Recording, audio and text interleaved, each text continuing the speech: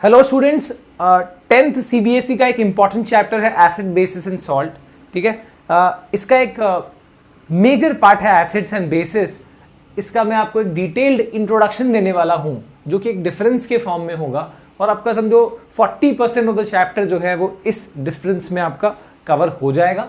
Okay, so starting with the major difference या फिर जो डिस्टिंग्विशिंग कैरेक्टर होता है एसिड और बेस का, जो केमिकली जिसको हम एसिड और बेस कहते हैं, वो हम देखते हैं। एसिड उन केमिकल्स को कहते हैं जो अपने एक्वस सॉल्यूशन में, एक्वस सॉल्यूशन यानी क्या, जिसको वाटर में मिक्स करने पे, यानी अगर हमने इसको वाटर में मिक्स किया कोई भी एसिड को, तो ये क्या फॉर्म करते हैं, दे फॉर्म H+ आयंस। ठीक है, ऐसे वाले केमिकल को हम क्या कहते हैं, एसिड कहते हैं। And those chemicals which in their aqueous solution form OH- ions, इनको हम क्या कहते हैं, बेस कहते हैं। यानी जो हाइड्रोजन आयन फॉर्म कर दे वाटर में मिक्स करने पे, उसको हम एसिड कहेंगे, और जो केमिकल हाइड्रोक्सिल आयन या फिर OH- आयन फॉर्म करे वाटर में मिक्स करने पे, इसको हम क्या कहेंगे, इसको हम बेस कहेंगे। ठीक है, यहां पर ये ध्यान रहे, फिलहाल हम जो चैप्टर में हमको 10th में दिया हुआ है वो मिनरल एसिड के बारे में है। हम यहां पर ऑर्गेनिक या फिर कार्बोक्सिलिक एसिड का ज्यादा डिस्कशन इस चैप्टर में नहीं करेंगे। ठीक है, वैसे ऑर्गेनिक एसिड का आपको अगर एग्जांपल दे दूं तो उसमें COOH होगा, HCOOH, CH3COOH, C2H5COOH, carbon compounds वाले चैप्टर में इसके बारे में हम ज्यादा पढ़ेंगे। ठीक है, फिलहाल हम यहां पर मिनरल एसिड की बात कर रहे हैं, जिसका मैं आपको कुछ एग्जांपल्स दे देता हूं। जैसे H2SO4। What is H2SO4? Yes, sulphuric acid. HCl क्या हुआ, हाइड्रोक्लोरिक एसिड।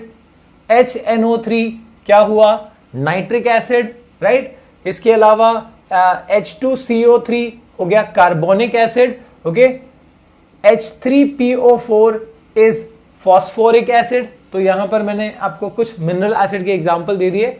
ओके, अगर हम बात करें बेसिस के एग्जांपल्स की, तो इसमें भी काफी सारे हैं, जैसे sodium hydroxide, potassium hydroxide, calcium hydroxide, magnesium hydroxide. आप देख सकते हो कि यहां पर OH का प्रेजेंस है। ओके, इस वजह से अब देखते हैं कि एग्जैक्टली OH- आयंस या H+ आयंस कैसे फॉर्म कर रहा है। तो अगर हम H2SO4 को वाटर में मिक्स करें तो ये फॉर्म करेगा H+ and SO4 2- ion. Okay, अगर हम HCl को मिक्स करें वाटर में तो ये फॉर्म करेगा या डिसोसिएट होगा into H+ and Cl- ion. अगर हम बात करते हैं HNO3 की, तो ये फॉर्म करेगा वाटर में जाने के बाद H+ एंड NO3-। तो इस तरीके से आप देख सकते हो कि हमेशा ये H+ आयंस जरूर फॉर्म कर रहे हैं। ओके, तो यानी ये ऑब्वियसली एसिड्स हुए। ठीक है, अगर हम बात करें यहां पर बेसिस की, तो जैसे यहां पर NaOH है, इनको अगर हमने वाटर में मिक्स किया, so this is forming Na+ and OH- ion. ठीक है, अगर हम बात करें मैग्नीशियम हाइड्रोक्साइड की, तो obviously this will be forming Mg2+ and OH- ion. तो यानी कि आप देख सकते हो हर बार यहां पर जो OH- है ये फॉर्म हो रहा है इन केस ऑफ बेसिस। अच्छा, इसमें भी स्ट्रॉन्ग और वीक कौन से होते हैं वो देखो। जो मैंने यहां पर आपको ऊपर लिखे हैं इन एसिड्स में, सल्फ्यूरिक, हाइड्रोक्लोरिक या नाइट्रिक, इनमें जब इनको पानी में हम मिक्स करते हैं तो ये ज्यादा H+ आयंस, यानी ज्यादा मॉलिक्यूल्स इसके डिसोसिएट होते हैं, they form more H+ ions. और ऐसे केमिकल्स को हम क्या कहते हैं, ऐसे एसिड्स को हम कहेंगे स्ट्रॉन्ग एसिड्स। और जो जैसे यहां पर मैंने H2CO3 या फिर H3PO4 दिया है, इनको अगर हम वाटर में मिक्स करें तो they form less H+ ions. इसके लिए ऐसे वाले एसिड को जो ज्यादा, जिनके मॉलिक्यूल डिसोसिएट नहीं होंगे, समझो ये कह सकते हो कि अगर आपने 100 मॉलिक्यूल डाले तो 30% से भी कम मॉलिक्यूल यहां डिसोसिएट होंगे, ऐसे वाले को हम क्या कहेंगे, दे आर कॉल्ड वीक या फिर माइल्ड एसिड। ठीक है, अब ये 30% का क्राइटेरिया आपको वैसे 10th में नहीं कुछ ऐसा लिखना, पर एक जनरल आइडिया दे दिया।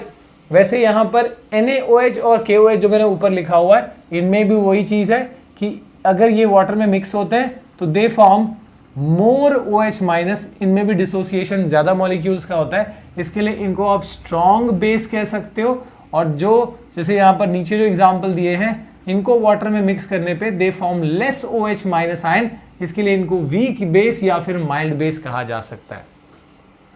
वैसे आपको एक और इंफॉर्मेशन दे दूं इस बारे में कि जरूरी नहीं कि हमेशा H+ आयन फॉर्म हो इन केस ऑफ एसिड।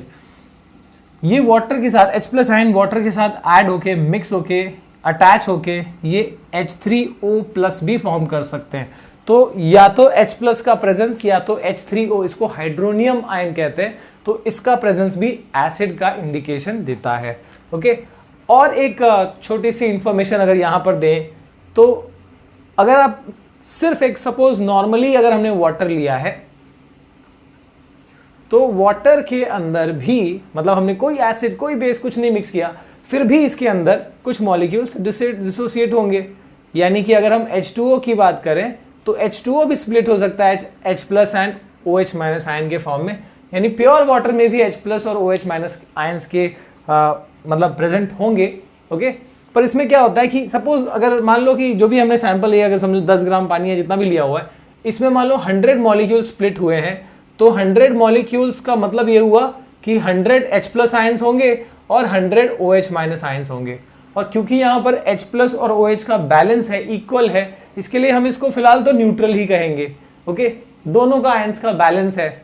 लेकिन अगर आपने इसमें एसिड मिला दिया तो क्या होगा, आप देख सकते हो H+ का नंबर जो है OH- से ज्यादा हो जाएगा, ऐसे में हम उसको एसिड कहेंगे। ओके, और जब बेस मिलाया जाएगा, एसिड नहीं बेस मिलाया जाएगा, तो उसमें किसका नंबर फिर एक्सीड हो जाएगा, OH- का। इन दैट केस आप उसको बेसिक सोल्यूशन कहने लगोगे। ओके, तो यानी प्योर वाटर में भी H+ OH- है, पर वो इक्वल है, बैलेंस्ड है। But when you add acid और बेस तो उसके हिसाब से H+ या फिर OH- का जो नंबर है रिस्पेक्टिवली वो बढ़ जाता है।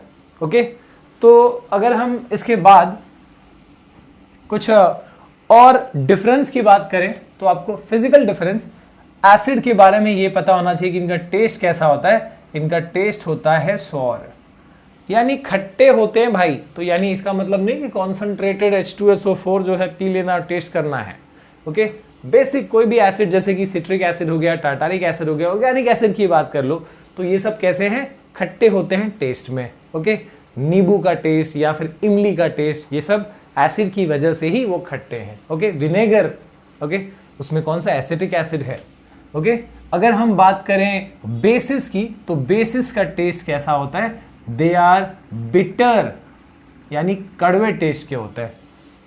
इसके कॉमन एग्जांपल्स क्या हैं भाई, जैसे स्लेकेड लाइम, जो पान वाले के पास चूना होता है, दैट इज ऑल्सो बेस। या फिर सोप जो होता है साबुन का सोल्यूशन कोई भी, so that will be a base. Okay, तो यानी अगर किसी ने टेस्ट ना किया हो तो कोई दिक्कत नहीं, पर ये जो है बिटर होते, कड़वे। आपको एक और कॉमन एग्जांपल दे सकता हूं, baking soda is a basic salt, तो उसका भी टेस्ट जो है वो बिटर होता है। ओके, कर सकते हो टेस्ट। ओके, फिलहाल इन दोनों का टेस्ट के बारे में आइडिया लग गया। एग्जैक्टली किसको एसिड और बेस कहते हैं ये पता चल गया। स्ट्रॉन्ग और वीक एसिड किसको बोलते हैं ये पता चल गया। अच्छा, अगर प्योर फॉर्म में हम कोई एसिड या बेस ले रहे हैं तो उसको कॉन्सेंट्रेटेड कहेंगे, पर जैसे उसको हम कुछ अमाउंट ऑफ वाटर में, डिफाइंड अमाउंट ऑफ वाटर में मिक्स करेंगे तो हम असल में क्या कर रहे हैं, उसको डाइल्यूट कर रहे हैं। ओके, तो that process is called dilution. और डाइल्यूशन में कभी भी जो डिफाइंड अमाउंट ऑफ वाटर है और एसिड या बेस जो भी है उसको आप मिक्स कर रहे हो, तो ऐसा नहीं कि एसिड को ऐसे पानी में पोर कर देना है। ठीक है, इसमें तरीका क्या होता है कि पानी को एसिड में नहीं पोर करना है, आपको एसिड को लेके और धीरे धीरे वाटर में मिक्स करना है और यहां पर उसको स्टेयर करते रहना है, ताकि अगर आप पानी को सीधे एसिड में डालोगे तो वो कॉन्सेंट्रेटेड फॉर्म में वो बहुत स्प्लैश उसका उड़ेगा और जो कि एक्सीडेंटल हो सकता है। इसके लिए जब डाइल्यूशन करना है तो एसिड या बेस जो भी है, जिसका भी डाइल्यूट करना है आपको, उस एसिड या बेस को क्या करना है, वाटर में मिक्स करना है, ना कि वाटर को एसिड या बेस में डालना है। ओके, और मिक्स करते हुए उसको स्टेयर मतलब डालते हुए उसको स्टेयर भी करना है। ओके, स्लोली वो डाइल्यूशन का प्रोसेस होगा। इसके बाद हम यहाँ पर कुछ इंडिकेटर टेस्ट की बात कर लेते हैं। इंडिकेटर्स क्या होते हैं, आपने थोड़ा बहुत पढ़ा होगा इसके बारे में। Indicators are those chemicals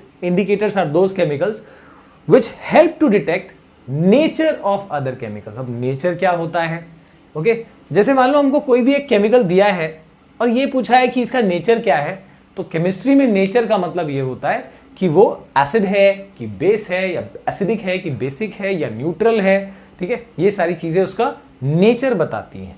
okay, तो यहां पर इंडिकेटर्स क्या होते हैं, इंडिकेटर्स वो केमिकल्स होते हैं जो हमको, अगर हमने वो इंडिकेटर किसी दूसरे केमिकल में ऐड किया तो इससे हमको पता लग सकता है कि जिसमें हमने इंडिकेटर को ऐड किया है वो केमिकल एसिड है कि बेस है कि न्यूट्रल है। ये चीजें हमको वहां पर पता चल सकती है। Okay, so indicators are those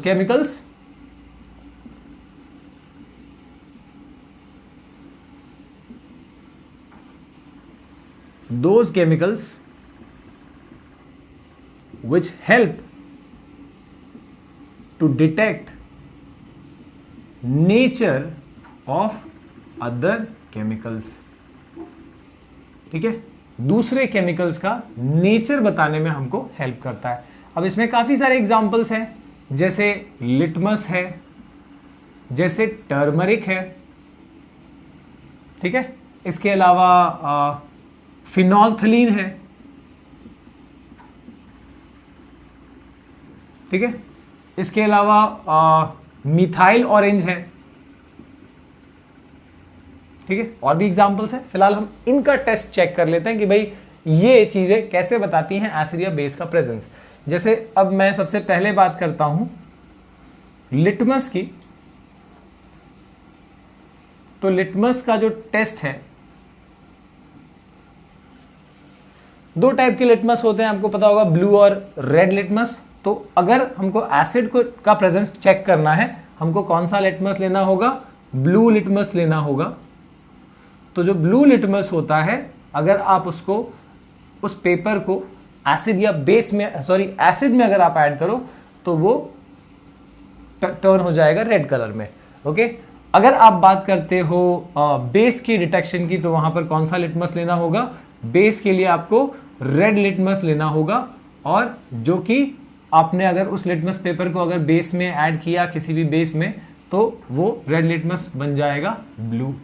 अब याद रखना आसान है, B for base, B for bitter, B for blue. ठीक है, यानी लिटमस इसमें ब्लू बन जाता है। एक और चीज, अगर मान लो यहां पर हमने एसिड में अगर हमने रेड लिटमस दिया तो क्या होगा, रेड लिटमस तो रेड ही रहेगा, ब्लू लिटमस भी रेड हो जाएगा, रेड लिटमस तो रेड ही रहेगा।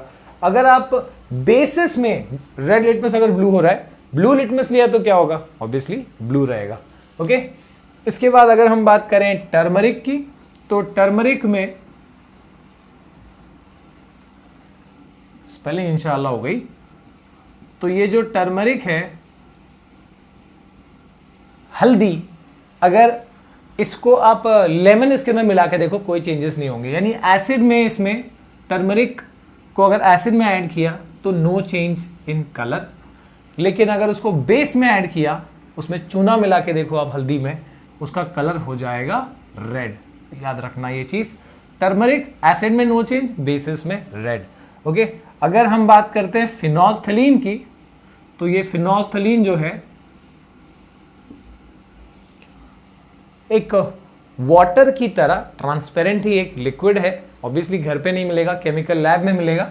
ठीक है, तो ये जो ट्रांसपेरेंट लिक्विड है, एसिड में अगेन, फिनोल्फथलीन में भी नो चेंज, पर अगर बेसिस में ऐड करो तो ये बन जाता है पिंक कलर का।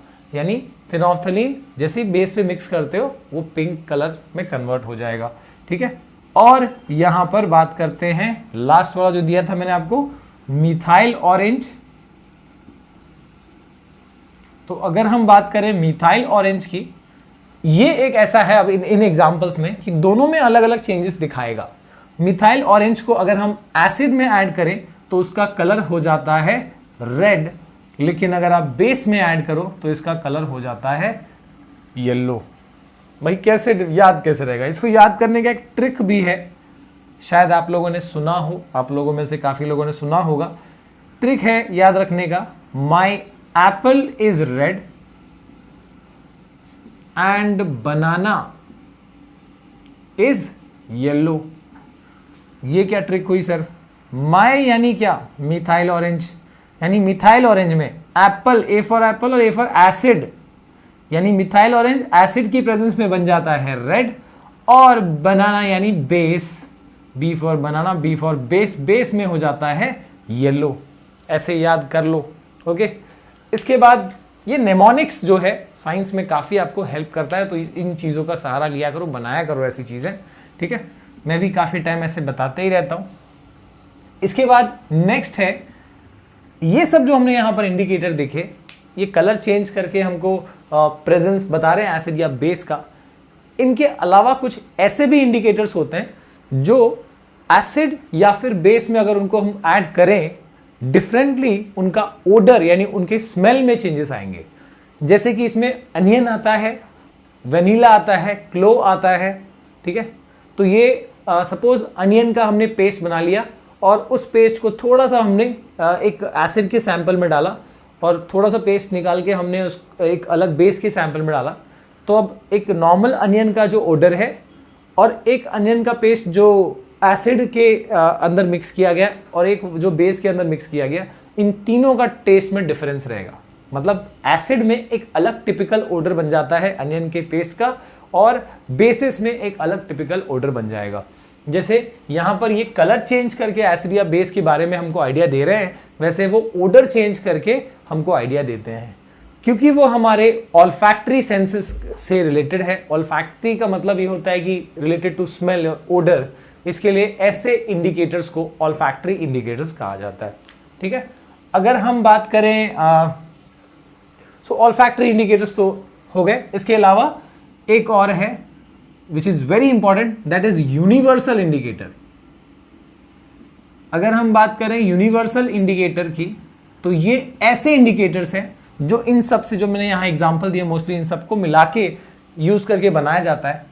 अब इनका खूबी क्या होता है कि ये ऐसे इंडिकेटर्स हैं जो सिर्फ आपको एसिड या बेस के बारे में नहीं आइडिया देंगे, आपको ये भी बताएंगे कि अगर वो एसिड है तो वो कितना स्ट्रॉन्ग या वीक एसिड है, अगर वो बेस है तो कितना स्ट्रॉन्ग या वीक, यानी स्ट्रेंथ के बारे में भी आइडिया देंगे एसिड या बेस का। न्यूट्रलिटी भी बताने में ये हेल्प करेंगे, ठीक है।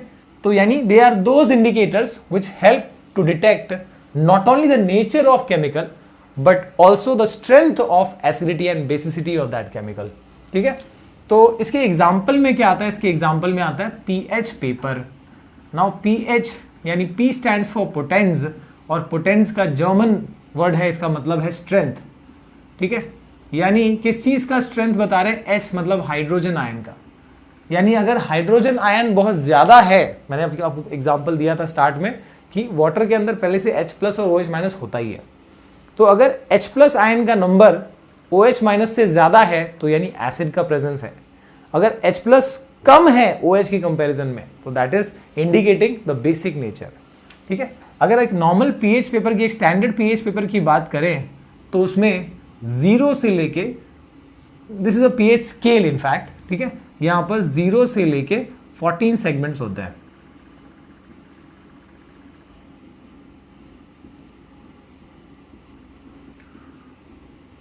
एंड 14, ठीक है। तो यहां पर ऐसे 14 सेगमेंट्स होंगे, और इन सेगमेंट्स का मतलब क्या होगा आपको मैं बता देता हूं, ठीक है। इसमें मतलब पूरा एक कलर रेंज रहेगा, पैटर्न रहेगा, पूरा कलर रहेगा, उसमें अलग सा शेड रहेगा। यहां से अगर हम लिखें तो violet, indigo, blue, green, yellow, orange और रेड। तो यानी इस तरह से यहां पर कलर शेड्स रहेंगे, पूरे आपके विबज्योर के रेनबो वाले कलर शेड्स रहेंगे। और अब इसको मतलब कैसे यूज किया जाता है? This is not, obviously this is not a pH paper, ये पीएच स्केल है, अलग से आपको पीएच पेपर मिलेगा, ठीक है। तो ये पीएच पेपर जो है, ये स्केल को हमको डिप नहीं करना है एसिड और बेस में, पीएच पेपर ये है। इस पीएच पेपर को हमको एसिड या बेस में जो भी चीजें हैं केमिकल है उसमें डिप करना है, और उसमें एक कलर चेंज होगा, एक टिपिकल कलर आएगा, उसमें एक शेड आएगा। अब क्या करना है, इसको यहां पर इस स्केल से की शेड से मैच करना है। सपोज इसका शेड आके यहां पर 4 पे रुक रहा है, सपोज कि यानी इसका जो कलर चेंज है, जो हमको इसका कलर मिला है वो 4 के कलर से काफी मैच कर रहा है। ओके, उसका शेड वहां पे एकदम मैच कर रहा है। तो इसका मतलब क्या होगा, देखो 7 यहां पे अगर कलर मैच कर रहा है तो उसका मतलब है न्यूट्रल, एब्सोल्युटली न्यूट्रल, ना एसिडिक ना बेसिक। अगर 7 से आगे बढ़ रहा है तो इसका मतलब क्या बढ़ता जा रहा है, बेसिक नेचर, यानी सबसे स्ट्रॉन्ग बेस आपको 14 पे, 7 से 8 होगा तो वीकेस्ट बेस, 9 ऐसे करते करते बेसिक नेचर बढ़ रहा है। स्ट्रॉन्गेस्ट जो है मैच कहां पे करेगा, 14 पे। और अगर हम जितना लेफ्ट में जाएंगे उतना कौन सा नेचर बढ़ता जाएगा, एसिडिक। तो यानी अगर इसका जो कलर है वो 4th की शेड से मैच किया, मतलब कि obviously that chemical was an acid, पर वो स्ट्रॉन्ग था कि वीक, यस ऑब्वियसली 4 पे है, यानी कि it is not that strong, it is a weak acid आप कह सकते हो। ठीक है, तो यानी पीएच स्केल जो है वो सिर्फ हमको नेचर बताने में हेल्प नहीं कर रहा किसी केमिकल का, इसके अलावा वो उस केमिकल का स्ट्रेंथ भी बताने, मतलब उसका एसिड या बेसिक स्ट्रेंथ क्या है वो चीज भी बताने में हमको हेल्प कर रहा है। ओके, तो यहां पर मैंने आपको एक बेसिक आइडिया दे दिया एसिड या बेस के बारे में। सॉल्ट्स, तो सॉल्ट्स यहां पर कैसे, मतलब वैसे बहुत सारे तरीके हैं जिससे कि सॉल्ट्स को हम प्रिपेयर कर सकते हैं, पर एक जनरल वाला जो हमने इस चैप्टर में सीखा है that is the neutralisation reaction, जिसमें हमने क्या सीखा कि अगर हम एसिड को, if I react acid with base, तो हम क्या ऑब्टेन कर सकते हैं, वहां पर सॉल्ट प्लस वाटर हमको वहां पे मिल सकता है, राइट। तो अगर अब यहां पर ये जो सॉल्ट है इसका नेचर क्या क्या हो सकता है, so this salt can be, ये एसिडिक भी हो सकता है,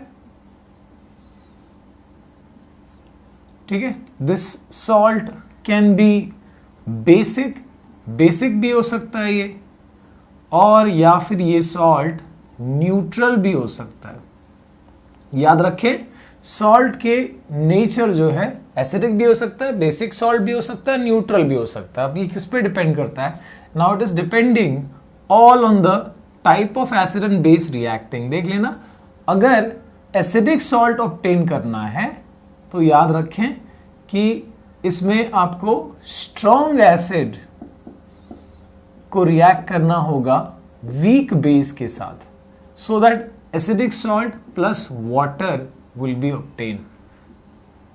ठीक है, और अगर हम उल्टा कर रहे हैं, if I am taking strong base and weak acid, तो ऐसे में हमको बेसिक सॉल्ट मिलेगा अलोंग विथ वाटर।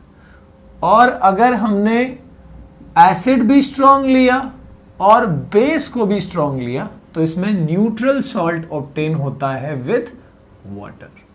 ठीक है, एग्जाम्पल देख लेते हैं। जैसे suppose strong acid is HCl reacting with a weak base like magnesium hydroxide. ठीक है, क्या फॉर्म करेगा ये, MgCl2 along with H2O। ठीक है, ये हो गया एसिडिक सॉल्ट। ऐसे ही वीक एसिड ले लो, जैसे H2CO3 carbonic acid reacting with a strong base, क्या है, जैसे सोडियम हाइड्रोक्साइड, इट फॉर्म्स, क्या फॉर्म होगा, देखो सोडियम का कार्बोनेट फॉर्म होगा Na2CO3 along with H2O। ठीक है, रिएक्शन को आप बैलेंस करोगे जो इक्वेशंस है। Okay, strong acid and strong base क्या होगा, HCl रिएक्टिंग विद NaOH, क्या फॉर्म होगा, न्यूट्रल सॉल्ट, क्या बनेगा, NaCl प्लस H2O। ऐसे आप ले सकते हो, फॉर एग्जाम्पल HCl की जगह मान लो H2SO4 ले लो और NaOH की जगह KOH ले लो, यहाँ पे क्या फॉर्म होगा, K2SO4 प्लस H2O, है ना। ये सब कौन से सॉल्ट्स हैं, न्यूट्रल सॉल्ट्स हैं। तो याद रखें जो सॉल्ट ऑब्टेन होता है, सॉल्ट का जो नेचर है एसिडिक भी होता है, बेसिक भी होता है और न्यूट्रल भी होता है। ठीक है, अगर स्ट्रॉन्ग एसिड वीक बेस तो क्या होगा, एसिडिक सॉल्ट। अगर वीक एसिड स्ट्रॉन्ग बेस तो होगा basic salt, strong base strong acid तो क्या होगा, न्यूट्रल सॉल्ट फॉर्म होगा। ओके, तो यहां पर हमको चैप्टर के अंदर स्पेसिफिक में हमको कुछ सॉल्ट्स को हमको पढ़ना है। जैसे कि हमको एक सॉल्ट जो दिया हुआ है पहला वाला NaCl, सोडियम क्लोराइड। तो ये जो सोडियम क्लोराइड है, ये तो हो गया इसका केमिकल नेम। इसके अलावा इसका जो कमर्शियल नेम क्या है, कमर्शियल नेम है इसका कॉमन सॉल्ट, है ना, या फिर टेबल सॉल्ट भी कहते हैं इसको। तो ये सोडियम क्लोराइड एक्चुअली अब हमको मतलब बहुत कह सकते हो कि आसानी से हमको सोर्स ओशन से या फिर रॉक सॉल्ट से NaCl तो मिल जाता है, राइट। तो NaCl को यूज करके वैसे हम और बहुत सारे इंपॉर्टेंट केमिकल्स भी बना सकते हैं। तो वो इस चैप्टर में या इस पार्ट में आपको ज्यादा पूछा गया है, तो उस हिसाब से हम बात करते हैं, and that is electrolysis of NaCl। NaCl में हम करंट पास करेंगे और या कहो तो NaCl सॉल्यूशन के अंदर। तो यहां पर will be having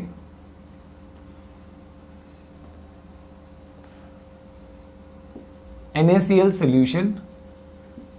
NaCl solution को क्या कहा जाता है, याद रखना, this is also called brine solution.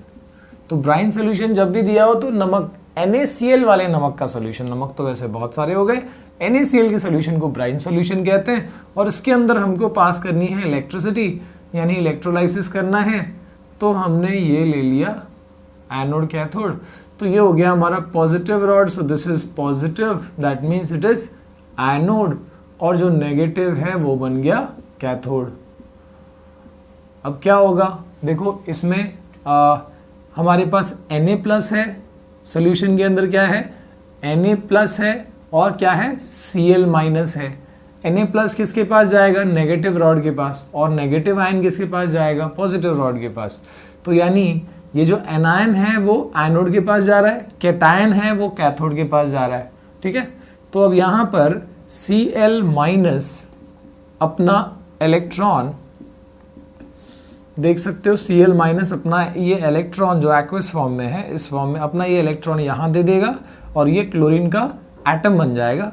It will wait for another chlorine atom, जिससे कि वो क्या बन जाएगा, फाइनली Cl2 के बबल्स यहां से निकलते हुए दिखाई देंगे नियर द एनोड, ठीक है। तो यहां पर एक इंपॉर्टेंट केमिकल बना क्लोरीन।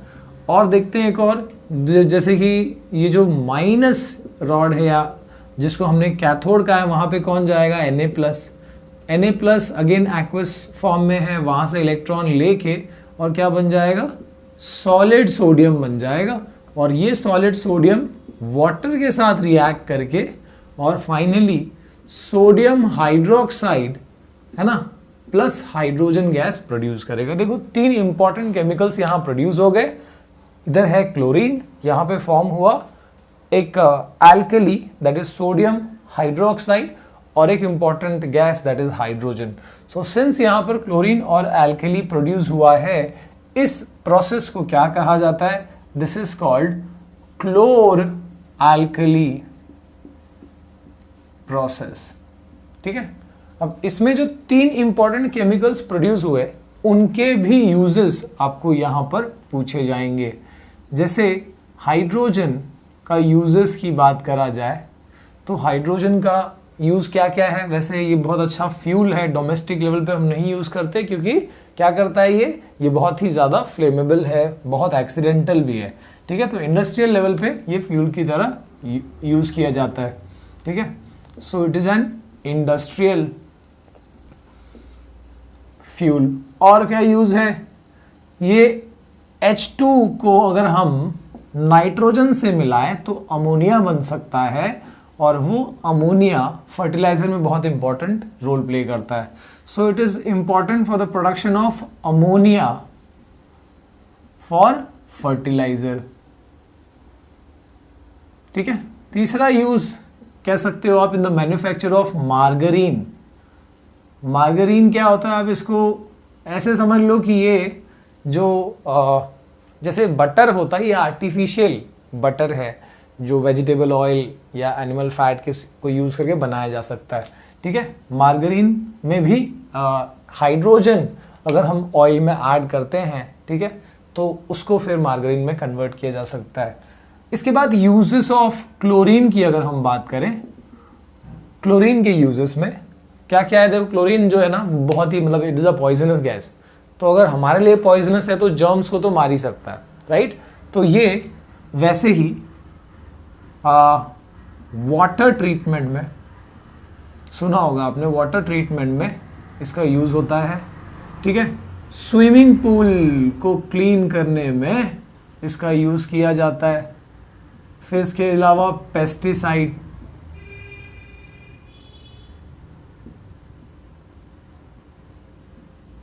ठीक है।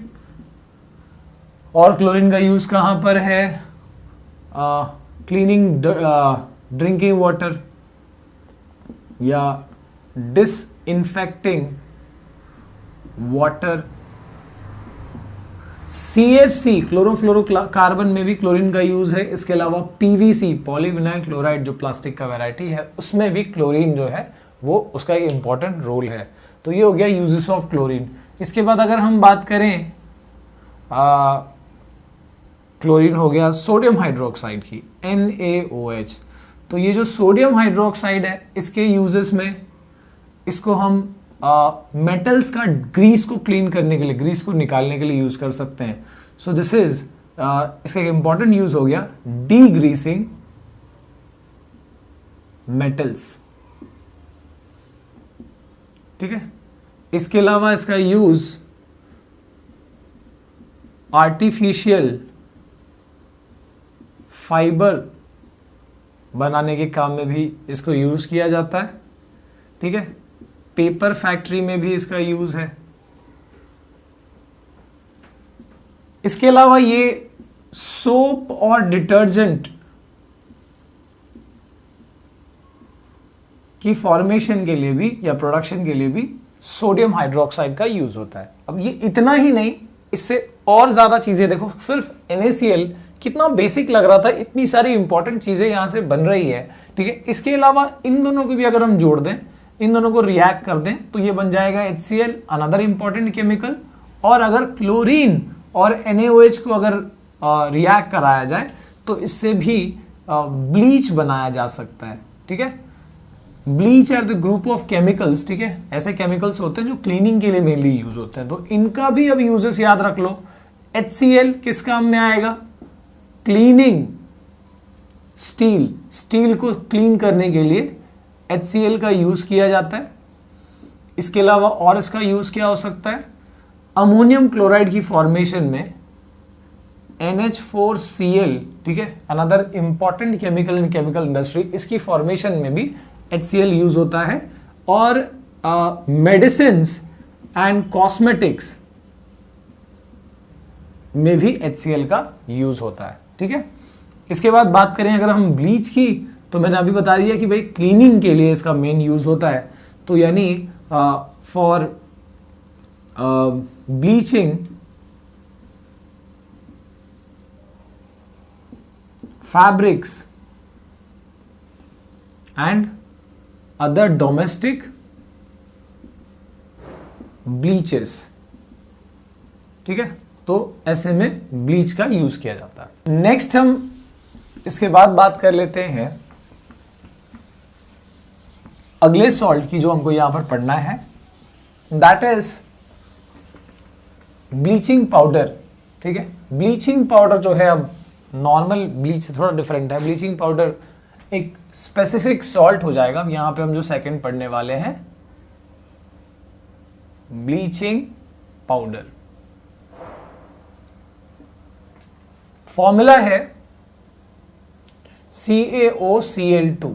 तो इसका केमिकल नेम हुआ कैल्शियम ऑक्सीक्लोराइड। क्या हो जाएगा, कैल्शियम ऑक्सीक्लोराइड, ठीक है। और इसका कमर्शियल नेम है bleaching powder. So this is the formula. ये हुआ केमिकल नेम, ये हुआ कमर्शियल या फिर common name, bleaching powder, okay. अब ये बनाया कैसे जाता है, इसका प्रिपरेशन रिएक्शन देख लो। प्रिपरेशन रिएक्शन में यहां पर हमको लेना होगा स्लेकेड लाइन यानी CaOH ट्वाइस, और इसके ऊपर हमको Cl2 जो है वो गैस पास करना होता है। इससे ये बन जाएगा CaOCl2 प्लस H2O। ठीक है, तो ये जो ब्लीचिंग पाउडर है वो फॉर्म हो जाएगा। ओके, अब इसका भी यूजेस इंपॉर्टेंट है भाई। यूजेस नाम जैसे सजेस्ट कर रहा है कि भाई ब्लीचिंग पाउडर, तो ऑब्वियसली यहां पर ब्लीचिंग तो इसका पर्पस होगा ही। It is use for bleaching cotton and linen in textile industry. ठीक है, and for bleaching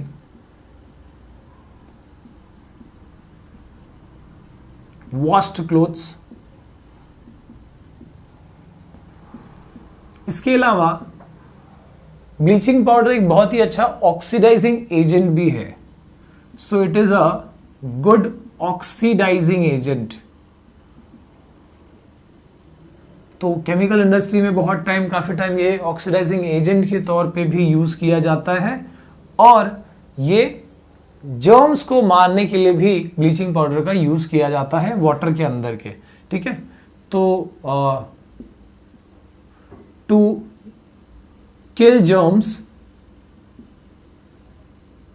and make water free from them. तो यानी कि हमको यहां पर क्लीनिंग या वाटर ट्रीटमेंट में हम ब्लीचिंग पाउडर का यहां पर इस्तेमाल करते हैं।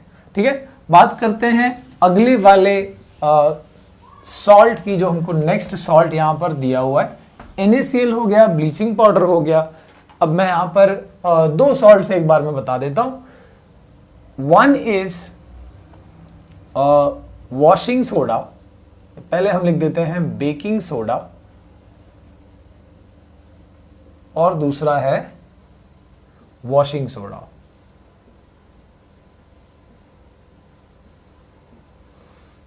बेकिंग सोडा का फॉर्मूला है NaHCO3, वॉशिंग सोडा का फॉर्मूला है Na2CO3 10H2O। ठीक है, तो यहां पर इसको कहा जाएगा सोडियम बाइकार्बोनेट। इसका केमिकल नेम होगा सोडियम कार्बोनेट, और देखो 10 वाटर मॉलिक्यूल्स है, कैन बी कॉल्ड डेकाहाइड्रेट। ठीक है, अब इसमें भी जो इसका यूजेस है, अनदर इंपॉर्टेंट फॉर्म, यहां पे आपको ना इसका प्रिपरेशन भी दिया गया है, तो वो भी देख लेते हैं। जैसे NaCl और इसके अंदर हमको वाटर CO2 और NH3 यानी अमोनिया।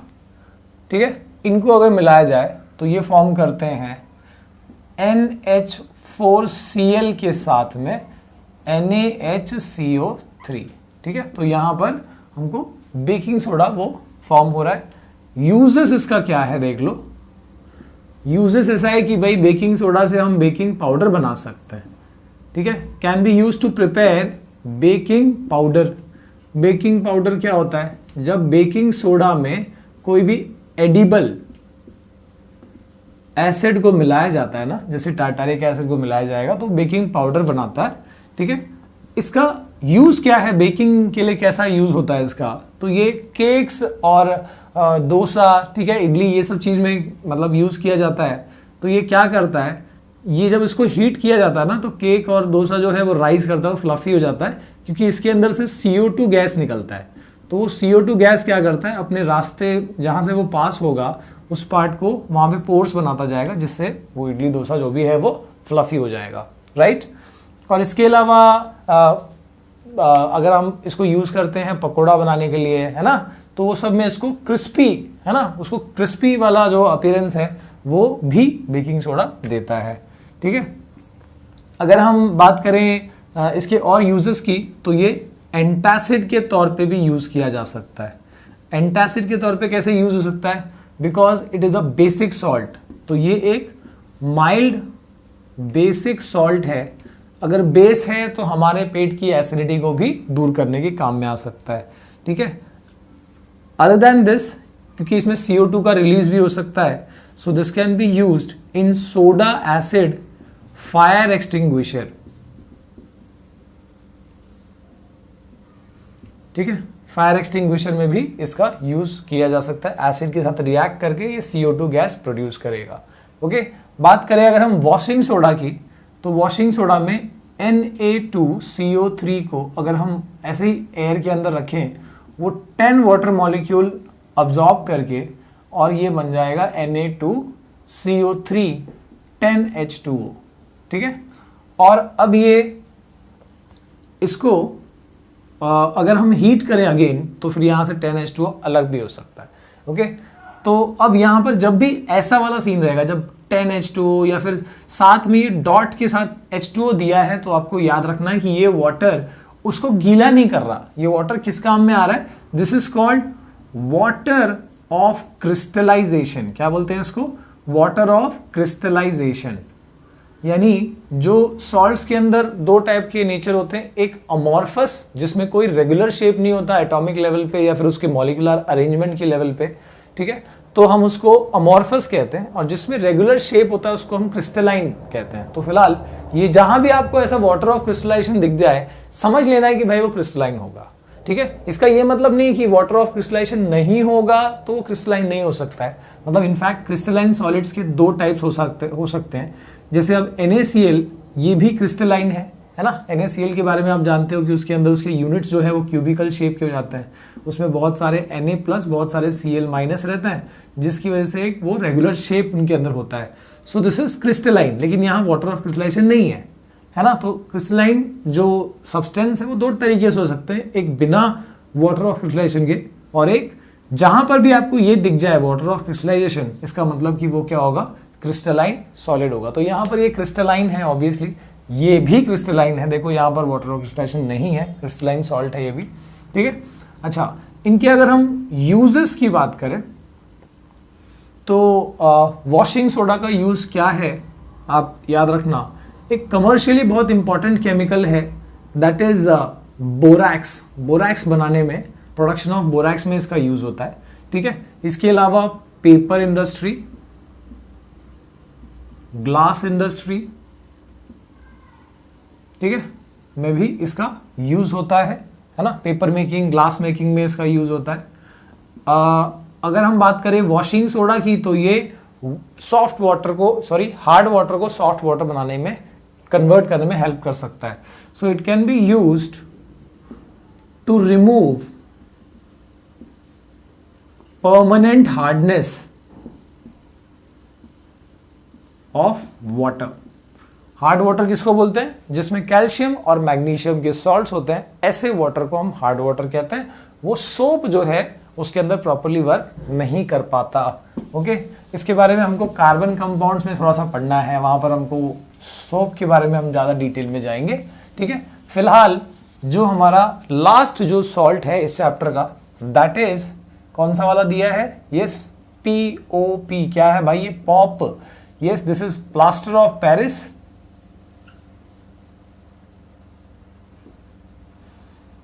फॉर्मूला क्या है? CaSO4 half H2O। CaSO4 half H2O। तो अब ये कैसे प्रिपेयर होता है भाई? इसका भी प्रिपरेशन रिएक्शन देख लो। हमको लेना है जिप्सम। जिप्सम का फॉर्मूला है CaSO4 10H2O, और जिप्सम को हम जब हीट करते हैं 100 डिग्री सेल्सियस पे, तो ये फॉर्म करता है CaSO4 half H2O।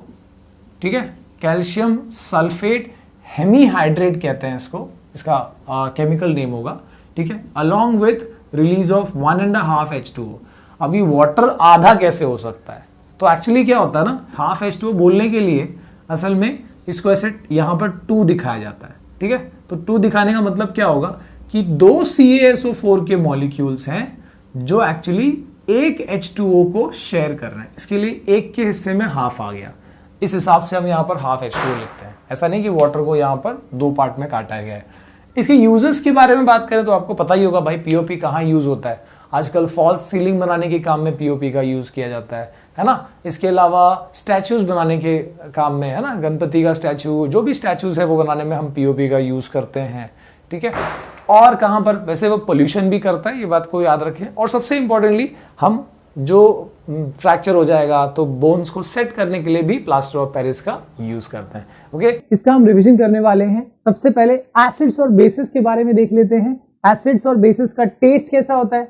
Acids are sour to taste, bases are bitter to taste. Okay, काफी ऐसे एडिबल एसिड्स है जिसको आप टेस्ट करके, सिट्रिक एसिड हो गया, लेमन एंड ऑल, आपको पता होगा सॉर टू टेस्ट है। बेसिस आर बिटर, ठीक है। बेसिस में क्या आते हैं, एग्जांपल में बता देता हूं आपको। बिटर टेस्ट अगर आपको उस चीज को करना है तो कर सकते हो, जैसे कि सोप आ गया इसके अंदर, ठीक है। इसके अलावा जो बेकिंग सोडा होता है, again that is a base. Okay, इसके अलावा जो चूना होता है, ठीक है, जो लाइम, ठीक है, जो पान वाले यूज करते हैं, ठीक है, that is a base. Okay, इसके अलावा लिटमस टेस्ट के बारे में बात करें अगर, तो एसिड्स जो है पता होगा कि they turn blue litmus to red and bases turn red litmus to blue. Okay, ions in aqueous solution का मतलब क्या कि अगर इनका एक्वस सोल्यूशन फॉर्म कराया जाए, अगर एसिड्स को, एक्वस सोल्यूशन यानी मिक्सिंग इट विद वाटर, तो अगर एसिड्स को वाटर में मिक्स करें तो क्या होता है, it produces H plus ions compulsorily form करते हैं। जैसे कि HCl को मिक्स किया तो क्या होगा, H प्लस और Cl माइनस बनेगा। H2SO4 को मिक्स किया तो क्या होगा, ठीक है, H प्लस और SO4 2 माइनस फॉर्म होगा। मतलब हमेशा H प्लस ये फॉर्म होने वाला है if you are considering the mineral acids, ठीक है। हम यहाँ पे ऑर्गेनिक एसिड्स का डिस्कशन नहीं कर रहे, ठीक है। ऑर्गेनिक एसिड्स यानी जो कार्बन एंड कंपाउंड्स में जो मिथेनोइक एसिड या फिर इथेनोइक एसिड है, वो सब उसमें COOH होता है, ठीक है, दैट इज ऑर्गेनिक एसिड। हम यहाँ पे मिनरल एसिड की बात कर रहे हैं। ओके, तो यानी कि एसिड्स जो है, ठीक है, they will form H plus ions in their aqueous solution, whereas bases will form what, OH minus ions in their aqueous solution. जैसे कि फॉर एग्जांपल सोडियम हाइड्रोक्साइड हो गया तो Na प्लस बनेगा, पानी में मिक्स करोगे Na प्लस और OH माइनस बनेगा। पोटेशियम हाइड्रोक्साइड है, K प्लस OH माइनस बनेगा।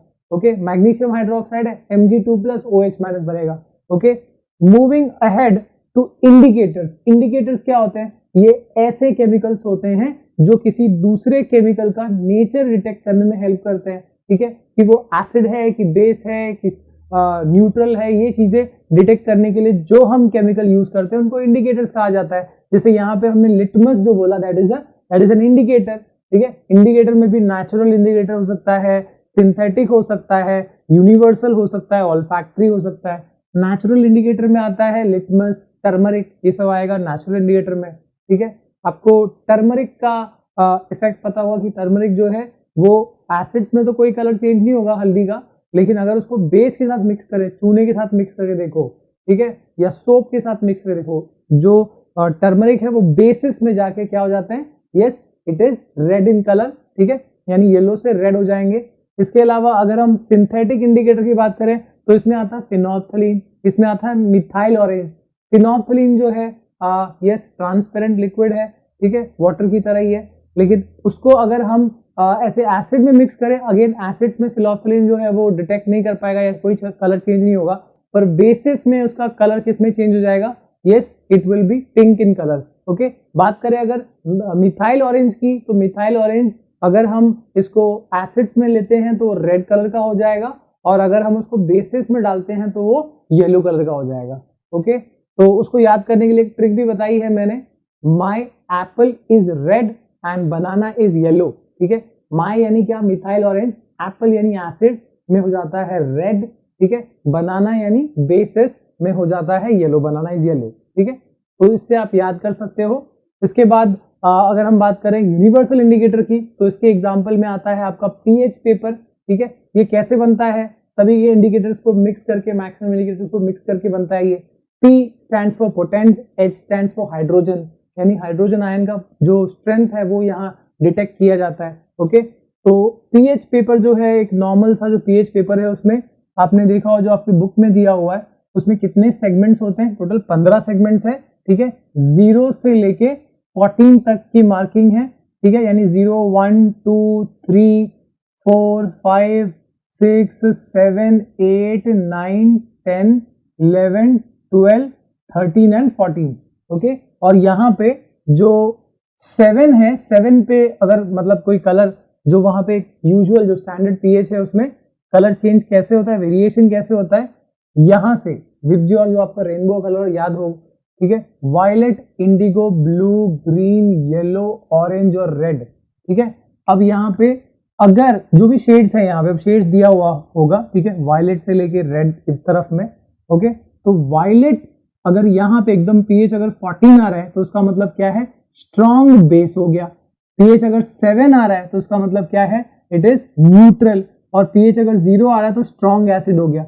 अब इसमें क्या होता है, जितना यहाँ पे फिलहाल न्यूट्रल है और जितना हम लेफ्ट में अगर चेक कर रहे हैं या लेफ्ट में आ रहा है किसी का पीएच तो उतना ज्यादा स्ट्रॉन्ग एसिड होता जाएगा, और जितना राइट में जा रहा है उतना स्ट्रॉन्ग क्या हो जाएगा, बेस हो जाएगा। ठीक है, अब ये पीएच पेपर को टेस्ट कैसे किया जाता है, तो ये असल में पेपर तो व्हाइट कलर का होता है, this is a pH scale. Okay, तो इसको डिप नहीं करना केमिकल के अंदर। ठीक है, ये तो बस कलर चेक करने के लिए, डिटेक्ट करने के लिए ये चीज यूज हो रही है। पीएच स्केल तो यहीं पे रहेगा। ठीक है, अगर सपोज मैंने पीएच स्केल यहाँ लगा चिपका रखा है तो यहीं पे रहेगा। आपको पेपर अलग से दिए होंगे व्हाइट कलर के, उस पीएच पेपर को डिप किया जाता है, उसका जो भी कलर शेड आएगा उसको यहाँ के कलर शेड से मैच करना है, और उसके बाद जो भी जहां भी मैच हो रहा है, सपोज यहाँ मैच हुआ 3 पे, इसका मतलब क्या है, यस दैट केमिकल जिसमें डिप किया था वो केमिकल क्या है, एसिड है, not that strong, not that weak. ठीक है, 3 पे आ रहा है, पीएच इज 3, तब नॉर्मल एसिड हुआ। ठीक है, so that is about pH paper जो यूनिवर्सल इंडिकेटर हुआ। ठीक है, इसके अलावा होता है ऑल्फैक्टरी इंडिकेटर। ऑल्फैक्टरी ये टर्म, ठीक है, स्मेल से जुड़ा हुआ है। तो ऑल्फैक्टरी इंडिकेटर यानी क्या, ये भी किसी केमिकल का जो नेचर है वो डिटेक्ट करने के काम में आते हैं, पर ये कलर चेंज नहीं होता, इनके अंदर क्या चेंज होता है, इनका ओडर चेंज होता है। ठीक है, यानी कि ऐसे इसके एग्जांपल में क्या क्या आ सकता है, वेनिला एसेंस आ सकता है, ऑनियन आ सकता है। तो ये क्या करते हैं एग्जैक्टली कि इनका सपोज ऑनियन का पेस्ट बना दिया और उसको अगर हम एसिड्स की प्रेजेंस में ले जा रहे हैं तो उसका जो स्मेल है थोड़ा डिफरेंटली चेंज होगा और बेसिस में वो अलग चेंज होगा। तो ओडर चेंज होने से हमको पता चल जाएगा, ठीक है, कि वो पर्टिकुलर जो केमिकल है वो एसिड है या बेस है।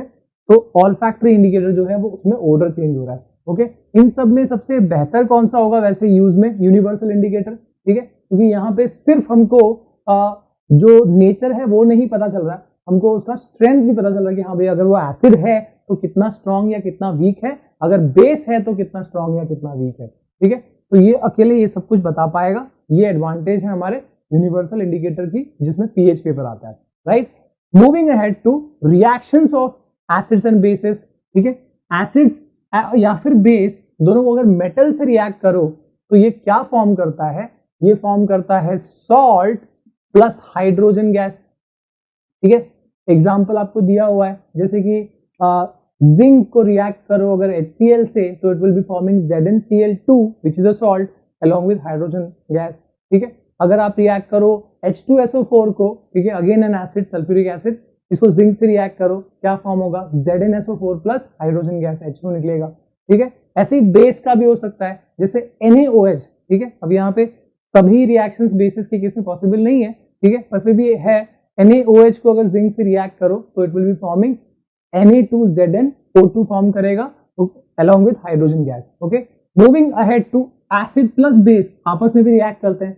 yes, what is that reaction called popularly? This is called neutralization reaction. Acid plus base is giving salt along with water, जैसे कि NaOH, ठीक है, प्लस HCl।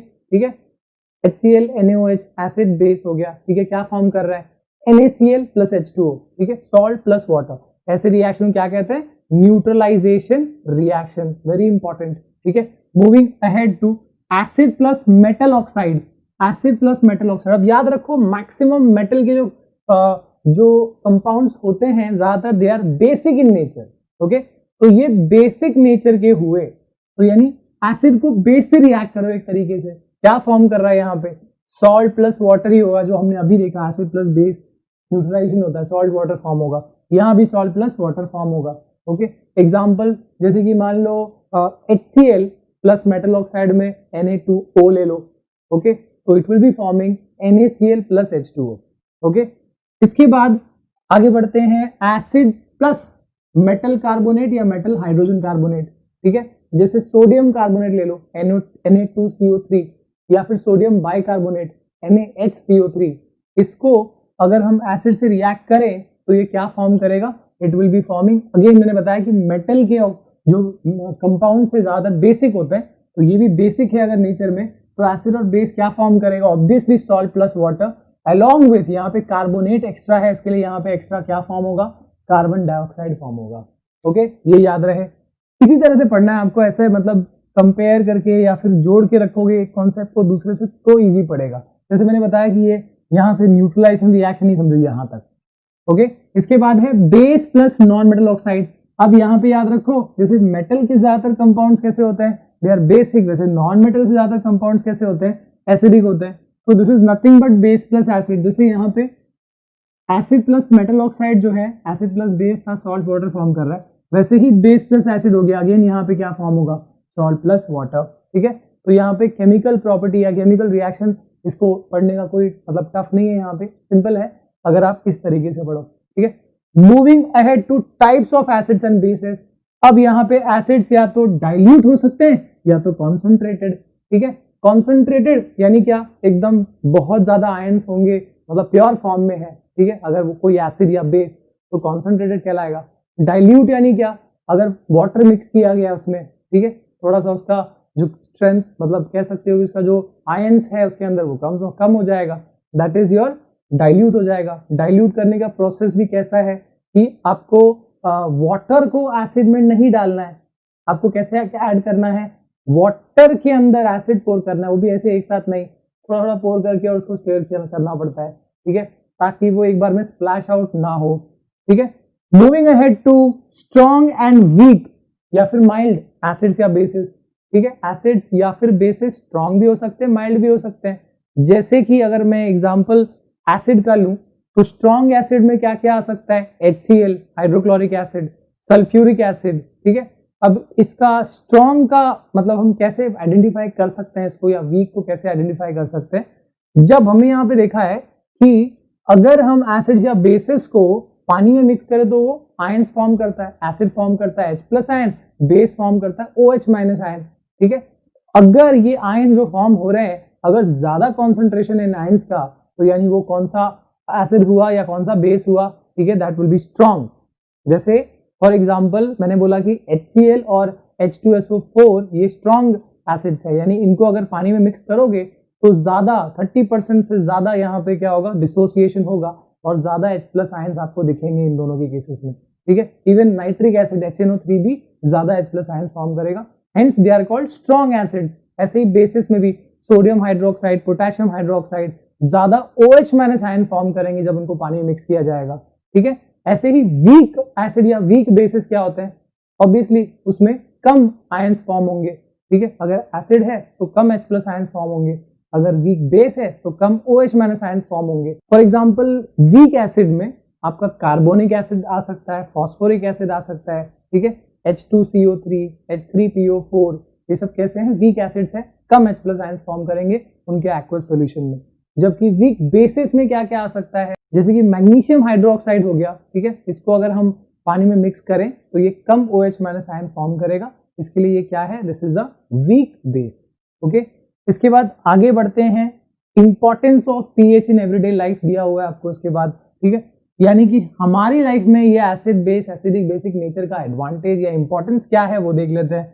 ह्यूमन बॉडी, ठीक है, चाहे वो ह्यूमन बॉडी हो चाहे प्लांट हो, ठीक है, ये पीएच जो रेंज है एक सेंसिटिव पीएच रेंज में ही वर्क करते हैं। ठीक है, जैसे हमारा बॉडी, ठीक है, 7 to 7.8 इस नैरो पीएच रेंज में ही वर्क करता है, अगर ये पीएच बिगड़ गया तो बहुत तकलीफें हो सकती है। ठीक है, मूविंग अहेड टू हमारे जो डेंटल डीकेज या टूथ डीकेज जो होते हैं, ठीक है, वो कब होता है, सपोज हमने खाना खाया और वो फूड, ठीक है, हमारे दांतों में फंस गया है और उस फूड का जो माइक्रो ऑर्गेनिजम्स है हमारे माउथ के अंदर, वो क्या करेंगे, उसको डिकम्पोज करेंगे और वो उस डिकम्पोजिशन से वो क्या फॉर्म करेंगे, एसिड फॉर्म करेंगे, और वो एसिड जितना ज्यादा डिकम्पोजिशन होता जाएगा उतना ज्यादा एसिड फॉर्म होता जाएगा, जितना एसिड फॉर्म होगा उतना पीएच क्या होता जाएगा, घटता जाएगा। और अगर हमारे माउथ का पीएच घटते हुए अगर 5.5 से भी कम होता जा रहा है तो हमारे दांत के ऊपर जो प्रोटेक्शन, नेचुरल प्रोटेक्शन मिला हुआ है, ठीक है, दैट इज टूथ इनामल, वो वैसे तो खराब नहीं होता, लेकिन अगर ज्यादा एसिडिक मीडियम रहेगा तो वो क्या होगा, करोड होना शुरू होगा, और उसकी वजह से फिर वो अगर इनामल निकल गया which is a best protection for our teeth, और उसके बाद क्या होगा, इनामल हटने के बाद फिर वहां पे टूथ डीके जो है वो स्टार्ट हो जाएगा एग्जैक्ट। सो इस चीज को बचाने के लिए हम क्या करते हैं, जो फूड पार्टिकल जो अगर फंसे हो उसको क्लीन करके, एंड हम जो ब्रश करते हैं, ब्रश में जो हम पेस्ट यूज करते हैं that is a base, a mild base, जो क्या करता है, हम जो अगर उस तरह का एसिड फॉर्म हुआ है तो उसको वो क्या करेगा, न्यूट्रलाइज करेगा। Acid plus base will be forming salt plus water, यानी न्यूट्रलाइजेशन रिएक्शन होगा, ठीक है। अब यहाँ पे एसिडिटी भी कुछ ऐसा ही इफेक्ट है, जब खाना हम अबनॉर्मल तरीके से ज्यादा खा लें, ऐसे केस में क्या होगा, हमारे आपको पता होगा कि हमारे स्टमक में HCl रिलीज होता है विच इज एन एसिड, तो उस हिसाब से क्या होगा, ज्यादा HCl रिलीज होगा, ज्यादा HCl रिलीज होने से एसिडिटी या जो pH है वो कम हो जाएगा, एसिडिटी बढ़ जाएगी, और ये एसिडिटी बढ़, उसको हम कैसे नॉर्मल कर सकते हैं, we can use mild base, या फिर कह सकते हैं उसको एंटासिड, जो हम दवाइयां लेते हैं एंटासिड, ठीक है, चाहे वो इनो हो या कोई भी पेट जो एसिडिटी को कम करने की दवाई है, वो असल में क्या होता है, माइल्ड बेस जो पेट की एसिडिटी को क्या करेगा, न्यूट्रलाइज करेगा, ठीक है। Moving ahead to acidic rain. Now what is acid rain? जब बारिश का पानी, अगर सपोज बहुत सारा पोल्यूशन है उसके अंदर, तो फिर उसमें वो एसिडिक हो सकता है, और वो उसका पीएच अगर 5.5 से भी 5.6 से भी कम हो जाए, ठीक है, ऐसे रेन को हम क्या कहते हैं, एसिड रेन। एंड ऑब्वियसली वो सॉइल का पीएच चेंज करेगा और प्लांट्स के लिए भी फिर नुकसानदायक होगा, ठीक है। आगे बढ़ते हैं सॉल्ट्स की तरफ। सॉल्ट्स जो हैं कैसे फॉर्म होते हैं, हमने देखा यहाँ पे बहुत सारे तरीके हैं, चाहे वो न्यूट्रलाइजेशन वाला तरीका हो या फिर बेस प्लस मेटल के साथ, एसिड प्लस मेटल के साथ, ठीक है, बहुत सारे ऑलमोस्ट सभी केसेस में सॉल्ट फॉर्म हो रहे हैं, ठीक है। तो सॉल्ट्स जो हैं यहाँ पे हमने कहा कि न्यूट्रलाइजेशन, तो ऐसा लग रहा है कि acid plus base will be forming salt plus water, they are neutral, पर वाटर तो न्यूट्रल होता है पर सॉल्ट हमेशा न्यूट्रल नहीं होता। सॉल्ट का जो नेचर है वो डिपेंड करता है कि अगर सपोज मैं न्यूट्रलाइजेशन रिएक्शन की बात कर रहा हूँ, एसिड प्लस बेस की बात कर रहा हूँ, अगर हमने दोनों चीजें स्ट्रांगली, एसिड भी स्ट्रांग है बेस भी स्ट्रांग है, तो जो न्यूट्रलाइजेशन होगा और जो सॉल्ट फॉर्म होगा वो क्या रहेगा, न्यूट्रल सॉल्ट फॉर्म होगा। दोनों एक दूसरे, दोनों स्ट्रांग है, दोनों ने एक दूसरे को काट दिया, ठीक है। और अगर सपोज एसिड स्ट्रांग है लेकिन बेस वीक है, तो यहां पे कौन बच जाएगा, सॉल्ट कैसा रहेगा, salt will be acidic salt, ठीक है। और अगर उल्टा है, बेस स्ट्रांग है लेकिन एसिड वीक है, तो that will be a basic salt. यानी सॉल्ट्स का भी नेचर होता है, एसिडिक भी हो सकते हैं, बेसिक भी हो सकते हैं और न्यूट्रल भी हो सकते हैं, ठीक है। जैसे कि HCl plus NaOH, strong acid strong base, क्या फॉर्म कर रहा है, NaCl is a neutral salt, ठीक है। हम एक स्ट्रॉन्ग एसिड ले लेते हैं HCl और बेस वीक ले लेते हैं MgOH ट्वाइस, क्या फॉर्म करेगा, MgCl2, व्हाट इज दैट, यहाँ पे it is strong acidic salt form हुआ, ठीक है। ऐसे ही अगर NaOH लिया, बेस स्ट्रॉन्ग है, ठीक है, लेकिन एसिड को वीक ले लिया हमने, जैसे कि H2CO3, तो क्या फॉर्म करेगा, Na2CO3, what is that, it is a basic salt. यानी जो भी स्ट्रॉन्ग है, एसिड हो या बेस, दोनों अगर स्ट्रॉन्ग है तो सॉल्ट फॉर्म होगा न्यूट्रल। अगर एसिड स्ट्रॉन्ग है बेस वीक है तो कैसा होगा, एसिडिक सॉल्ट फॉर्म होगा। अगर बेस स्ट्रॉन्ग है और एसिड वीक है तो बेसिक सॉल्ट फॉर्म होगा, ओके। आगे बढ़ते हैं, यहाँ पे कॉमन सॉल्ट, यहाँ पे कुछ सॉल्ट्स के बारे में हमको स्पेसिफिकली पढ़ना है। कॉमन सॉल्ट है, ब्लीचिंग पाउडर है, बेकिंग सोडा है, वॉशिंग सोडा है, प्लास्टर ऑफ पेरिस है, ठीक है। शुरू करते हैं कॉमन सॉल्ट से। कॉमन सॉल्ट का फॉर्मूला है NaCl, ठीक है, और इसका केमिकल नेम है सोडियम क्लोराइड, यहाँ से जो नेम दिख रहा है वही, ठीक है। और यहाँ पे इस पार्ट में एक इंपॉर्टेंट आपको दिया हुआ है क्लोर एल्कली प्रोसेस, ठीक है। क्लोर एल्कली प्रोसेस क्या है, हम ब्राइन सोल्यूशन यानी कि नमक का जो सोल्यूशन है, NaCl का जो सोल्यूशन है वाटर के अंदर, उसमें इलेक्ट्रिसिटी पास करें अगर, तो क्या होगा, वहां पे रिस्पेक्टिव इलेक्ट्रोड्स पे और जो भी रिएक्शन है उसकी वजह से यहाँ पे आपको क्लोरीन फॉर्म होता है, यानी Cl2 फॉर्म होता है, ठीक है।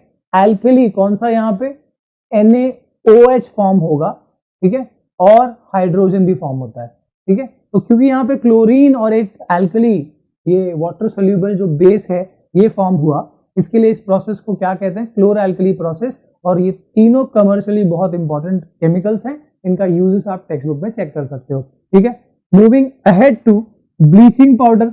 ब्लीचिंग पाउडर काफी सुना होगा, पॉपुलरली ये इसी नाम से जाना जाता है। ठीक है, कैल्शियम ऑक्सीक्लोराइड, देखो फॉर्मूला देखो, कैल्शियम है, ऑक्सीजन है, क्लोरीन है, सो इसका केमिकल नेम क्या हुआ, कैल्शियम ऑक्सीक्लोराइड।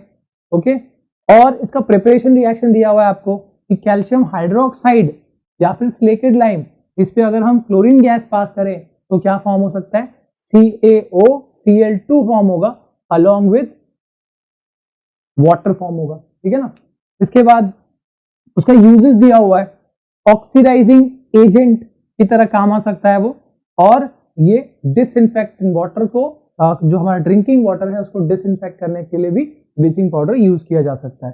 ठीक है, इसके बाद है baking soda. Baking soda is NaHCO3, sodium hydrogen carbonate या फिर सोडियम बाइकार्बोनेट कहा जाता है इसको। ओके, इसके बाद इसका प्रिपरेशन रिएक्शन भी दिया हुआ है, NaCl plus H2O plus ammonia, ठीक है, plus carbon dioxide will be forming NaHCO3 यानी baking soda plus ammonium chloride NH4Cl। ठीक है, इसका भी यूज दिया हुआ है। बेकिंग सोडा है यानी खाना पकाने के काम में, क्रिस्पी बनाने के काम में, फ्लफी बनाने के काम में इसका यूज किया जाता है। इसके अलावा बेकिंग पाउडर बनाने के काम में भी आता है ये। बेकिंग सोडा को अगर एडिबल एसिड के साथ मिक्स करें तो बेकिंग पाउडर बन सकता है। ठीक है, एंटासिड, ठीक है, जो हमने यहाँ पे जिक्र किया एसिडिटी को कम करने के लिए जो एंटासिड है उसके तौर पे भी हम इसको यूज कर सकते हैं। ठीक है, इसके बाद सोडा एसिड फायर एक्सटिंग्विशर। ठीक है, ये भी आपको एक एक्सपेरिमेंट में आप देख सकते हो, आपके टेक्स्ट बुक में लास्ट पेज में दिया हुआ है इसके बारे में। ठीक है, moving ahead to washing soda. Washing soda देखो फॉर्मूला Na2CO3 10H2O। ठीक है, तो यहाँ पे इसको देखो, अब 10H2O क्या है, दिस इज, ऐसा नहीं कि वाटर अलग से वो है, ठीक है, वो उसके मॉलिक्यूल के साथ अटैच्ड वाटर है, और ऐसे वाटर की वजह से वो क्या होता है, वो क्रिस्टलाइन अपीयरेंस या क्रिस्टलाइन सॉलिड बनता है वो। तो ये दिस वाटर, ऐसे वाटर को वाटर ऑफ क्रिस्टलाइजेशन कहा जाता है। ठीक है, और क्योंकि ये वाटर यानी हाइड्रो या हाइड्रेटेड ये टर्म है, इसलिए यहाँ पे इसका नाम क्या होगा, केमिकल नेम देखो, सोडियम कार्बोनेट तो है ही, पर क्योंकि वो वाटर मॉलिक्यूल कंटेन कर रहा है, 10H2O कंटेन कर रहा है, इसके लिए it is hydrated sodium carbonate. What is the use, washing soda. ठीक है, पहला यूज क्या होगा, क्लीनिंग एजेंट, जो हमारे डोमेस्टिक लेवल पे हम क्लीनिंग एजेंट के तौर पे यूज कर सकते हैं। ठीक है, इसके अलावा it is also use in removing the permanent hardness of water. Okay, hard water जो रहता है, कैल्शियम और मैग्नीशियम का सॉल्ट होता है उसमें, तो हार्ड वाटर का हार्डनेस निकालने के लिए इस चीज को यूज किया जा सकता है। Next is plaster of Paris. ठीक है, प्लास्टर ऑफ पेरिस, यहाँ पे उसका जो केमिकल फॉर्मूला है CaSO4 half H2O and hence it is called calcium sulphate. अब ये हाइड्रेट है लेकिन कितना है, हाफ है, so hemihydrate, calcium sulphate hemihydrate. और कैसे, इसका प्रिपरेशन रिएक्शन भी दिया है, जिप्सम है ये। ठीक है, CaSO4 2H2O, इसको हीट करेंगे तो 1.5 H2O मॉलिक्यूल अलग निकल जाएगा और CaSO4 half H2O अलग निकल जाएगा। अब यहाँ पे कोई ये बोल सकता है कि सर हाफ H2O कहाँ से आया, ठीक है, क्या वाटर को हाफ किया जा सकता है, बिल्कुल नहीं। यहाँ पे क्या होता है कि ये असल में ऐसे सिंगल फॉर्म में नहीं एग्जिस्ट करता, CaSO4 होता है, एक मॉलिक्यूल रहेगा और उसके साथ 2 H2O, इनफैक्ट 2 CaSO4 होते हैं। ठीक है, और यहाँ पे एक H2O दोनों मिलके शेयर करते हैं। तो क्या होगा कि दिस विल बी, अगर मैं यहाँ पे 2 लिख देता हूं तो कुछ एग्जैक्टली ऐसे वो रहता है कि 2 CaSO4 के मॉलिक्यूल है और वो दोनों एक H2O को लेके हाफ हाफ शेयर करें, इसलिए हाफ H2O दिया है। ओके, इसके बाद है यहाँ पे आपको इसका जिप्सम से इसको हीट करके और प्रोड्यूस किया जा रहा है, ये बता दिया मैंने। ठीक है, नेक्स्ट इज उसका जो यूजेस है, प्लास्टर ऑफ पेरिस का यूज क्या क्या है। तो पहला तो आपको पता ही होगा, प्लास्टर बनाने के काम में आता है, यानी कि सपोर्टिंग फ्रैक्चर्ड बोन्स। ठीक है, एंड नेक्स्ट है making toys, statues and ceilings, fall ceiling जो होती है वो बनाने के काम में आती है। ओके, तो मेजरली जो इसमें इंपॉर्टेंट पार्ट्स थे वो हमने कवर कर लिए। नेक्स्ट वीडियो में हम डिस्कस करेंगे about the third chapter, that is metals and non metals.